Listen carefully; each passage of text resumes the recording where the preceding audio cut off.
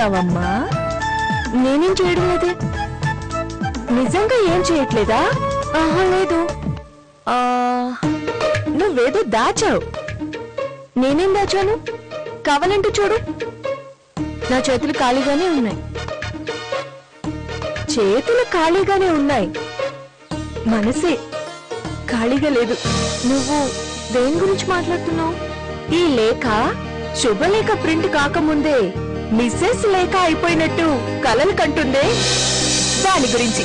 Of course ప్రేమ కలలు కాదనుకో, కలలేం లేవు.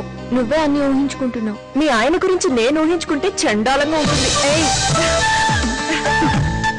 అబ్బాయి నచ్చాడు కదూ?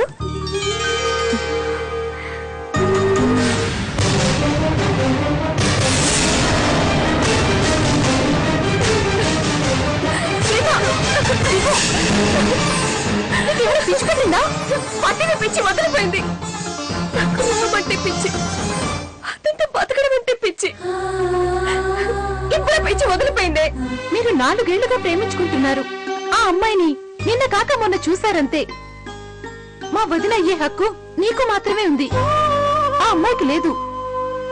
పీటల మీద పెళ్లి ఆగిపోతున్న ఈ రోజుల్లో ఇంకా నిశ్చితార్థం జరగాలి, ఆ తర్వాత చాలా జరగాలి. ఆ లోపల అన్నయ్య మనసు మార్చలేవా? ఈ మాత్రం చేయలేవా?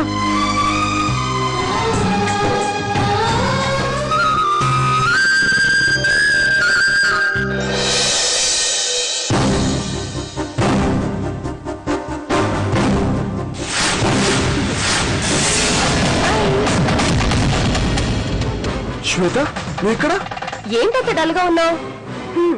ఆ ఫేస్ ఏంటి అలా ఉంది?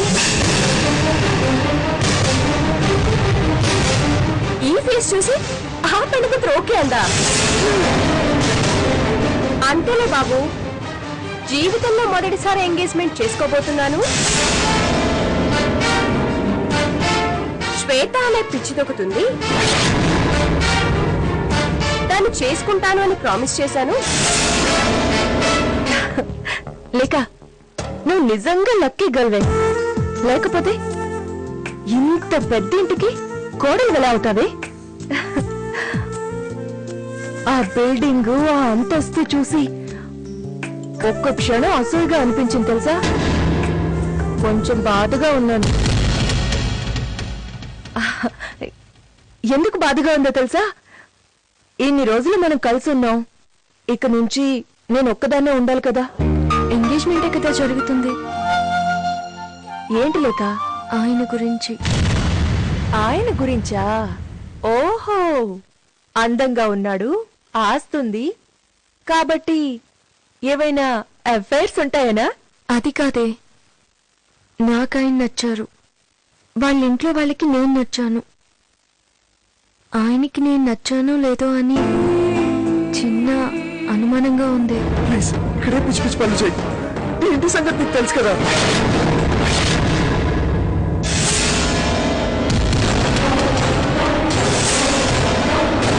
ఇప్పుడు అమ్మ జోలు ఎందుకు? సుధా, శ్వేత ప్లీజ్ ఇక్కడ ఏం చేయకండి ప్లీజ్.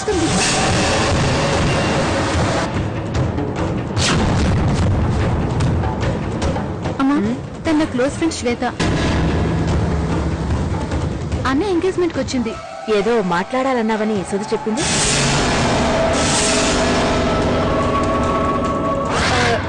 ఏం లేదు అత్తయ్య, మీరు జగదీశ్వరి గారికి బాగా క్లోజ్ కదా? చెప్తే ఏమడుగుతుందో.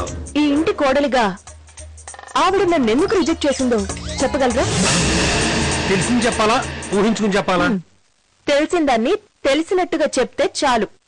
ఒక వారంలో 2 కత్తులు, ఒకే స్టేట్ కి 2 సీఎంలు, ఒకే ఇంట్లో 2 అత్తలు ఉండరు కాబట్టి. వచ్చేస్తున్నా.